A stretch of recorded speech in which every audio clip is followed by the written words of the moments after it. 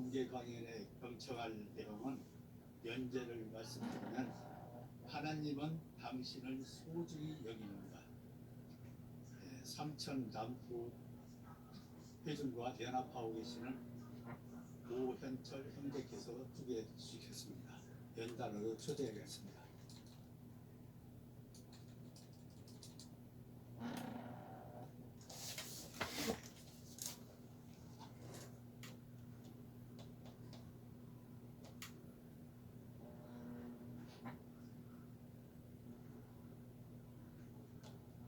네, 많은 분들이 하나님께서 과연 나를 소중히 여기실까? 이런 질문들을 한 번쯤은 해보셨을 것입니다.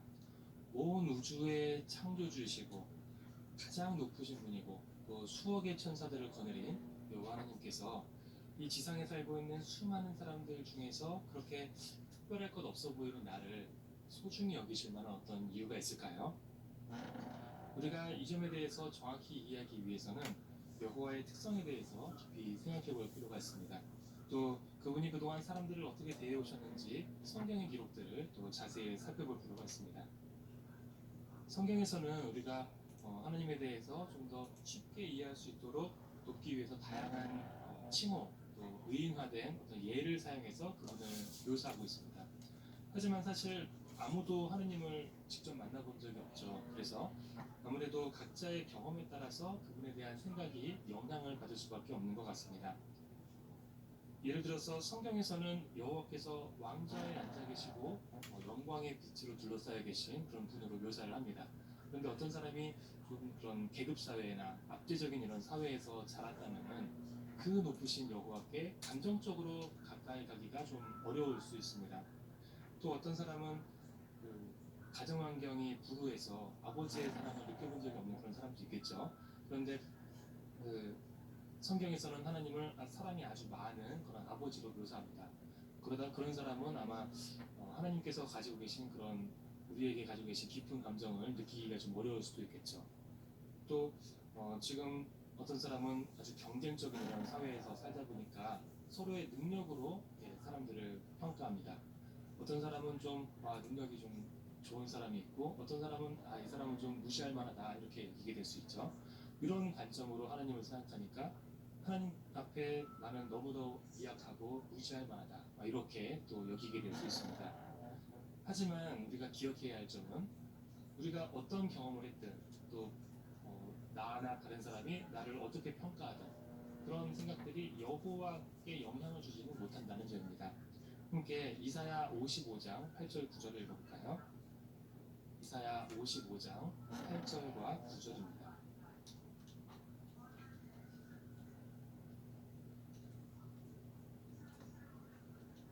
네, 이사야 55장 8절 보시면요. 내 생각은 너희 생각과 다르며 너희 길은 내 길과 다르다. 여호와의 말씀이다. 하늘이 땅보다 높은 것처럼 내 길은 너희 길보다 높으며 내 생각은 너희 생각보다 높다. 네, 여기서 알려주는 것처럼 여호와께서는 우리가 만나본 어떤 사람과도 다르고 훨씬 우월하시죠. 그러면 어떤 면에서 여호와께서 그렇게 다르고 우월하실까요? 한 가지 아주 중요한 면에서 그러신데 바로 그분의 중요한 특성인 사랑을 나타내는 면에서 그렇습니다. 여호와께서는 사랑을 나타내는 것을 가장 중요한 일로 여기십니다. 여호와의 그런 특성을 우리 주변의 다른 사람들과 비교해 보면 어떨까요? 일반적으로 사람들은 무엇을 가장 중요하게 생각합니까? 어떤 사람은 사랑을 나타내는 것보다는 내 자신의 이익을 위해서 생각하고 행동합니다. 어떤 사람은 그 순간의 어떤 쾌락이 가장 중요하다고 생각할 수도 있죠. 또 어떤 사람은 돈을 버는 것을 아주 중요하게 생각해서 건강을 잃기도 하고 가족이나 친구보다도 더 돈이 중요하다고 생각하기도 합니다. 어떤 사람은 다른 사람 앞에서의 어떤 명예나 체면을 아주 중요시해서 자신의 그런 체면을 위해서 거짓말로 이렇게 자신을 치장하기도 하고 그런 행동을 하기도 하죠. 그런 사람들의 그런 행동과 여호와께서 하시는 행동이 사랑을 나타내기 위해서다라는 것을 한번 비교를 해보면은 정말 여호와께 마음으로부터 이렇게 이끌리게 될 수 있습니다. 그러면 이제 여호와께서 그동안 사랑을 어떻게 나타내 오셨는지 몇 가지 예를 살펴볼까요? 여호와께서 처음에 땅에 지성 있는 창조물을 만들기 전에 세심하게 환경을 먼저 만드셨죠. 마치 새로 태어날 아기를 위해서 여러 가지 물품을 준비하는 예비 부모의 마음을 떠올려 볼 수 있겠습니다. 여호와께서는 지구를 만드실 때 단지 생존이 가능하도록 생존만 가능하도록 그렇게 만드신 것은 아니었습니다. 지금 우리가 그 자연을 봐도 이렇게 하늘은 계속 시시각각 변하고 또 계절마다 다른 풍경을 보여주는 이런 여러 가지 그런 자연 환경을 보면은 우리가 정말 지루할 틈이 없죠. 또 무수히 많은 그런 식물들은 계속 맛있는 식품들을 계속 생산해내고 있습니다. 또 우리가 감정적으로 교류할 수 있는 동물들을 한번 떠올려볼까요? 여호와께서는 이렇게 세심하게 지구 환경을 만드셨는데 그 이유는 무엇입니까? 네, 바로 인간들에게 그분의 가장 우월한 특성인 사랑을 나타내셔서 그렇게 많은 선물들을 마련해 주신 것입니다. 이러한 것들이 준비가 되자 여호와께서는 사람을 만드셨는데 그분은 우리의 신체도 아주 놀랍게 만드셨습니다. 우리는 다양한 맛과 냄새를 분간할 수 있고 또 아름다운 색들도 감상할 수 있습니다. 잠깐 사진 한 장 같이 보실까요? 네, 여호와께서는 화려한 색깔의 꽃들도 많이 만드셨죠. 꽃들이 활짝 피면은 정말 아름답고 우리의 마음이 또 기분이 아주 좋아집니다.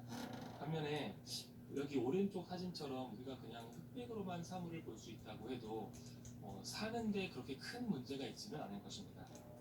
하지만 이렇게 꽃을 보거나 저녁에 노을을 봐도 어떤 감흥이 들지는 않을 것입니다. 네, 여호와께서는 이렇게 우리가 그분이 만드신 이런 좋은 선물들을 충분히 즐길 수 있도록 우리를 만들어 주셨습니다.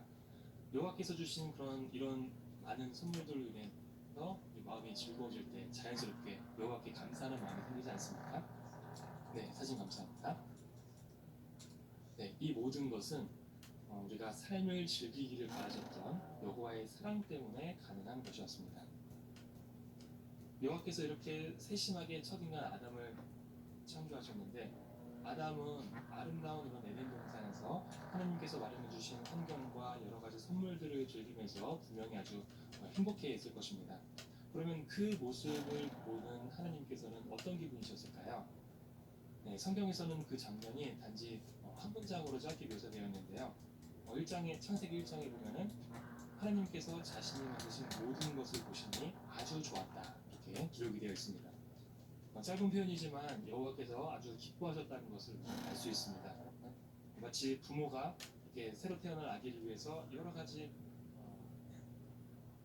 물품, 아주 편안한 침대를 고르고 그 안에 아기가 가지고 있는 장난감도 많이 넣어놨는데 아기가 실제로 와서 그런 침대에서 장난감을 가지고 노는 모습을 보면은 부모의 마음이 얼마나 행복할까요?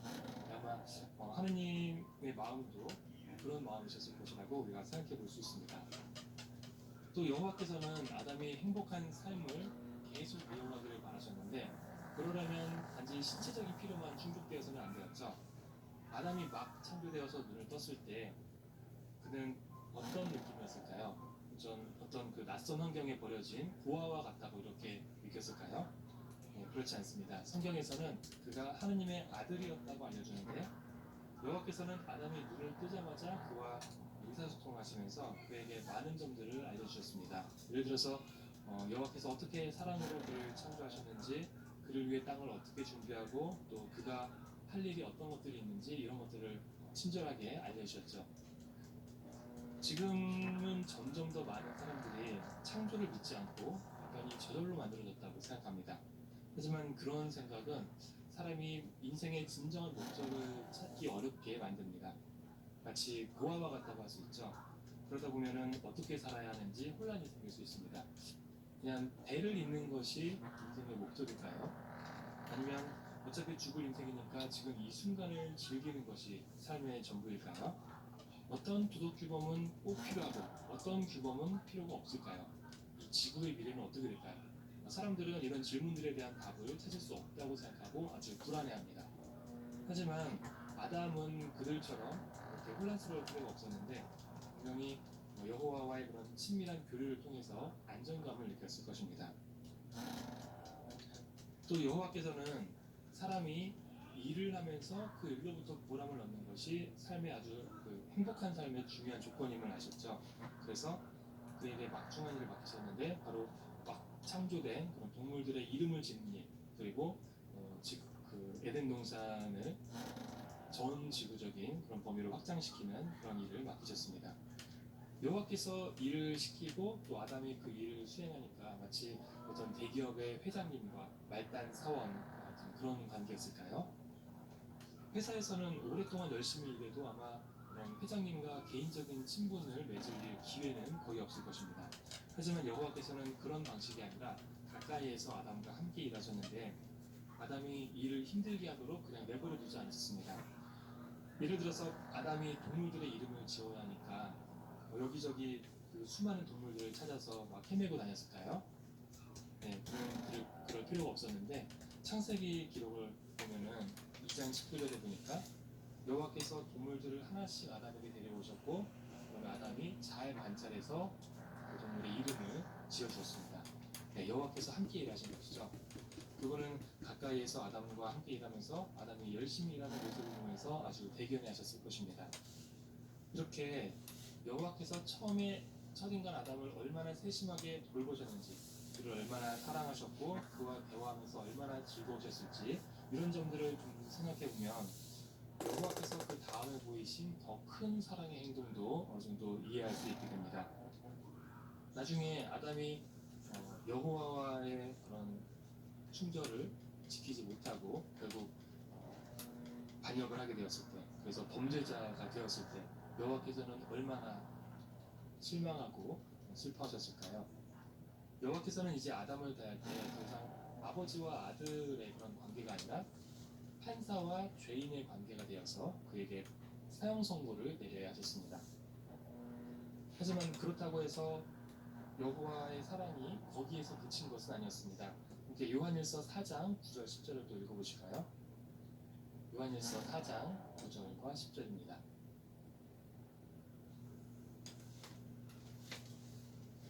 요한일서 4장 9절. 하느님의 사랑은 우리에게 이렇게 나타났습니다. 곧 하느님께서 자신의 독생자를 세상에 보내셔서 우리가 그를 통해 생명을 얻게 해주신 것입니다. 그 사랑은 이것이니 곧 우리가 하느님을 사랑한 것이 아니라 그분이 우리를 사랑하셔서 자신의 아들을 우리의 죄를 위한 화목 희생으로 보내신 것입니다.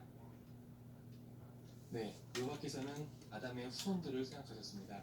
그분은 거룩하신 분이기 때문에 범죄자의 신분이 된 사람들을 그대로 받아들이실 수는 없었죠. 지금도 이 사탄의 세상에서 하나님의 축복에서 벗어난 많은 사람들이 여러 가지 재난으로 고통받기도 하고 죽기도 합니다. 여호와께서는 그들을 직접적으로 보호해 주시지 않죠. 그러면 하나님께서는 그 사람들의 고통에 무감각하신 걸까요? 네, 결코 그렇지 않습니다. 방금 읽어보신 성구에서 알려주는 것처럼 그분은 그 사람들을 위해서 자신의 아들을 화목희생으로 보내셨습니다. 예수께서 지상에서 이 3년 반 동안의 짧은 봉사를 마치고 제자들의 눈앞에서 고통스럽게 죽으실 때 그 모습을 보시던 여호와께서는 어떤 기분이셨을까요? 분명 아주 고통스러우셨을 것입니다. 여호와께서 왜 그런 고통을 감내해 하셨을까요?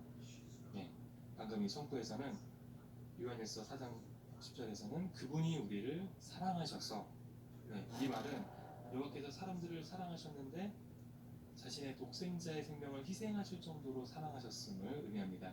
그분은 그 사람들 한 사람 한 사람에게서 다시 하느님의 자녀가 되어서 그분과 친밀하게 교류할 수 있는 그런 잠재력을 보신 것입니다. 그래서 그들이 여호와께 돌아오길 원한다면 실제로 돌아올 수 있도록 다시 하느님의 자녀가 될 수 있도록 그 방법을 마련하신 것이죠. 이것은 여호와께서 사람들을 얼마나 사랑하시는지, 그들과의 친밀한 관계를 얼마나 되찾고 싶어 하시는지를 보여주는 아주 두드러진 사건이었습니다. 하지만 모든 사람이 이 선물을 받을 수 있는 것은 아닙니다. 아주 중요한 한 가지 조건이 있는데 바로 그들 개개인이 여호와의 이 사랑에 호응해서 반응을 나타내야 한다는 것입니다. 지금 여호와께서는 모든 사람에게 이런 초대를 하고 계신데요. 함께 야고보서 4장 8절을 또 보실까요? 야고보서 4장 8절입니다.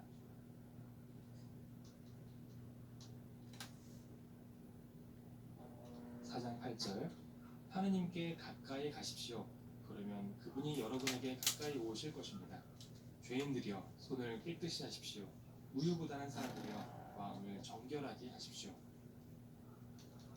네, 이 초대에 응해서 이전 행로에서 돌아서고 여호와께 가까이 가는 사람에게 여호와께서는 대속의 가치를 적용하시고 의롭다고 여겨주십니다. 그리고 그분도 가까이 와주십니다. 여호와께 그런 사람들은 얼마나 소중한가요? 네, 가능하면 그가 여호와께 잘 돌아올 수 있도록 적극적으로 도우려고 하시지 않을까요? 네, 예수께서도 여호와께서 그런 사람들을 도우신다고 말씀하셨는데 아버지께서 이끌지 않으시면 아무도 나에게 올 수 없습니다. 네, 이렇게 말씀하셨죠. 네, 여호와께서는 이 세상의 수십억의 사람들을 마음속을 일일이 다 살피시면서 그 안에서 그분을 섬기려는 마음을 가진 사람들을 찾으십니다. 그러다가 그런 사람을 발견하시면 그의 마음을 부드럽게 이끄십니다. 우리 출판물에서는 여호와께서 두 가지 방법을 사용해서 이끄신다고 하는데, 먼저 그가 성경의 좋은 소식을 접할 수 있는 기회를 마련하십니다. 그래서 그가 성경 진리에 반응을 보이면 그 다음에는 그에게 성령을 주셔서 그 진리를 이해하고 생활에 적용할 수 있는 그 힘을 주십니다. 여기 오늘 참석하신 분들도 여호와께서 그 마음속에 있는 좋은 성향을 보시고 자신에게로 이끄신 분들입니다. 여호와께는 마치 잃었던 자녀를 다시 찾은 것 같은 그런 기분이실 것입니다. 만약에 우리가 자녀를 한번 잃었다가 다시 찾으면 무엇을 가장 하고 싶으실까요? 좀 오래 떨어져 있었다면 처음에는 좀 서먹할 수 있겠죠. 그래도 계속 친밀하게 대화하면서 서로를 더 잘 알아보고 싶지 않을까요? 그러면서 서로 간의 사랑과 믿음을 계속 쌓아가고 싶지 않을까요? 네, 여호와께서도 우리에게 바로 그런 것을 기대하십니다. 우리는 어떻게 여호와와 그렇게 친밀하게 기도할 수 있습니까? 한 가지 중요한 방법은 하나님께 자주 기도하는 것이죠. 여호와께서는 자신에게 기도하라고 권하시고 그 기도를 잘 들어주십니다. 우리는 그분은 우리의 기도를 들으시면서 어떤 감정을 느끼십니까? 네, 이사야 63장 9절에서는 여호와께서 자신의 백성에 대해서 어떻게 느끼시는지를 잘 묘사하고 있습니다. 한번 읽어보실까요? 읽어보겠습니다. 이사야서 63장 9절입니다. 이사야서 63장 9절. 그들이 온갖 고통을 당할 때에 그분도 고통스러워하셨다. 그래서 그분이 친히 보내신 사자가 그들을 구원했다. 그분은 사랑과 동정심으로 그들을 도로 사시고 지난 모든 세월 동안 그들을 들어올리시고 안아주셨다. 네, 여기 성구에 사용된 표현들을 유심히 보시면은 여호와께서 같이 고통스러워하시고 동정심을 느끼시고 그들을 안아주셨다 이렇게 표현합니다. 우리가 어려움을 겪을 때 기도로 하나님께 말씀드리면은 그분이 어떻게 느끼시는지를 잘 묘사하고 있죠. 여호와께서는 우리의 고통을 함께 느껴주십니다. 이 사실을 아는 것은 정말 우리에게 위로가 되지 않습니까?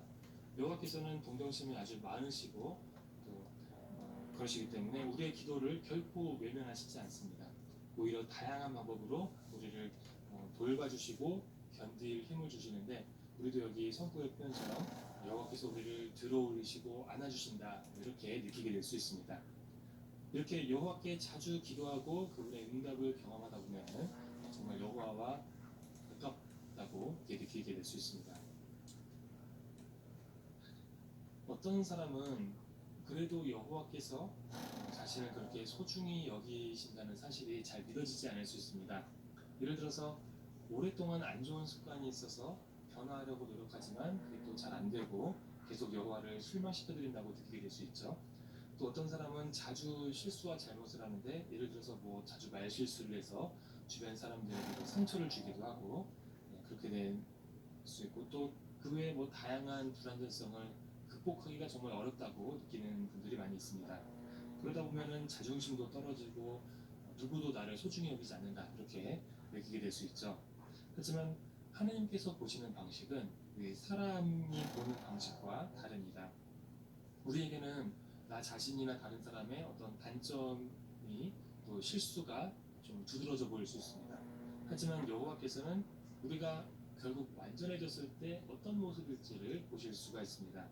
그분은 지금도 우리가 그분의 그런 특성을 본받기 위해서 노력하는 것을 알고 계시고 우리가 나타내는 좋은 특성들을 아주 소중하게 여기십니다. 또 우리의 그런 특성들이 그런 개성들과 잘 어우러져서 나중에 어떤 모습으로 발전할지도 미리 보실 수 있죠. 따라서 여호와께서 보시는 방식으로 우리 자신과 다른 사람을 보기 위해서 노력할 수 있습니다. 그러면서 내가 쓸모없다는 생각을 멀리해야겠습니다. 그러면 지금 이렇게 여호와께서 자신의 숭배자들을 소중히 여기신다는 사실을 확신하는 것이 왜 중요할까요? 함께 잠언 24장 10절을 보실까요? 잠언 24장 10절입니다. 고난의 날에 낙담한다면 힘이 빠지게 될 것이다. 네, 지금 우리는 고난의 때에 살고 있습니다. 우리가 이 마지막 때에 닥쳐오는 어려움들을 잘 이겨내기 위해서는 여호와로부터 오는 지원이 필요하죠.